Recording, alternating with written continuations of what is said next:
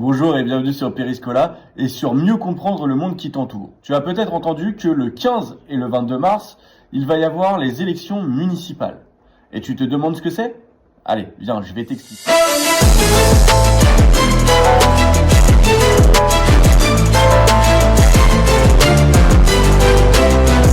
Peut-être que tu t'es déjà demandé qui décidait dans ta ville. Qui a décidé de construire un nouveau skatepark ou de réparer les routes ou de qui s'occupe des écoles, des bibliothèques, des équipements sportifs. Et bah tout ça, c'est géré au niveau de la commune. La commune, c'est l'échelon le plus politique, le plus proche des habitants et de nous donc.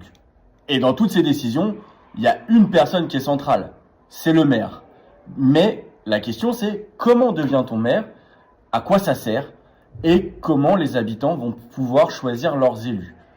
Et pour comprendre tout ça, je vais te parler dans un premier temps des élections municipales. Tous les 6 ans, les habitants votent lors des élections municipales. Là, elles auront lieu le dimanche 15 et le dimanche 22 mars 2026. Contrairement à ce qu'on pense, le but de cette élection, ce n'est pas d'élire le maire. En réalité, les citoyens vont d'abord voter pour élire les membres du conseil municipal. Selon la taille de la commune, ce conseil peut comprendre entre 7 et 69 membres.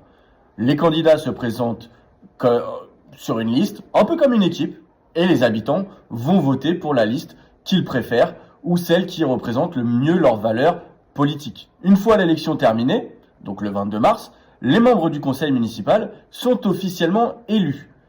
Et du coup, le conseil municipal va lui-même choisir le maire et ses adjoints parmi l'équipe élue. Le conseil municipal, c'est un peu le parlement de la commune. Ils se réunissent régulièrement pour discuter et voter des décisions importantes. Par exemple, ils peuvent décider du budget de la ville, de la construction d'un nouveau gymnase, d'un nouveau bâtiment public, de la rénovation d'une route, de l'ouverture d'un nouveau service municipal à destination des habitants. Ils s'occupent aussi de l'organisation de la ville. Par exemple, l'urbanisme, donc c'est tout ce qui concerne les routes et les trottoirs, des travaux publics, de certains services municipaux. En résumé, le conseil municipal, dont le maire est le responsable, il décide des grandes orientations de la commune. Alors on l'a dit, la personne la plus importante, c'est le maire. Son rôle, il est bien plus large que celui qu'on pense en général. Le maire, il est chef de l'exécutif municipal, donc chef du conseil municipal. Et c'est lui qui met en œuvre les décisions du conseil municipal. Concrètement, qu'est-ce qu'il peut faire? Il peut gérer le budget de la commune, c'est lui qui tient les cordons de la bourse, comme on dit. Il dirige les services municipaux, c'est lui le chef de l'ensemble des employés de la ville. Il signe les marchés publics, c'est lui qui décide quelle entreprise va effectuer les travaux, c'est lui qui décide, par exemple pour le nouveau marché, où le construire, comment le construire, etc. et qui gère en fait tout ce dossier. Présente la commune dans différentes situations. Peut-être que tu as déjà vu ton maire lors d'une grande catastrophe ou quoi que ce soit, au journal télévisé, ça arrive, ou bien il va représenter la ville à l'Assemblée nationale, au Sénat ou auprès d'hommes politiques bien plus importants. On oublie aussi que le maire est aussi le premier magistrat de la ville. Il possède des pouvoirs de police municipale. Il peut prendre des décisions pour garantir la sécurité, l'ordre public ou la tranquillité dans la commune. Peut-être l'as-tu déjà vu en EMC, mais il a le droit, par exemple, d'instaurer un couvre-feu, notamment pour les jeunes, si il y a des dégradations dans la ville. C'est une possibilité, c'est dans ses attributions.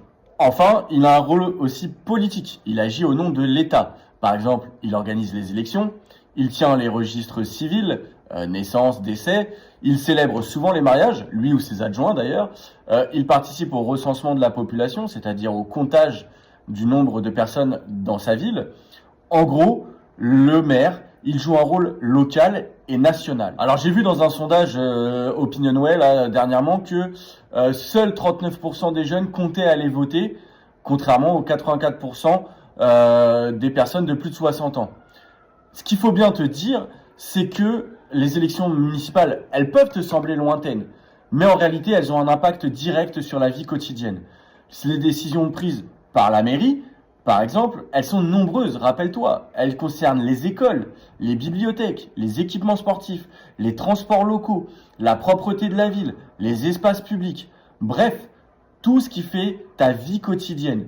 Donc c'est pour ça qu'il ne faut pas oublier que les élections municipales sont un moment important de la démocratie locale. Alors même si tu ne sais pas pour qui voter, même si niveau politique tu n'es pas calé, il faut quand même te déplacer et aller voter, c'est hyper important.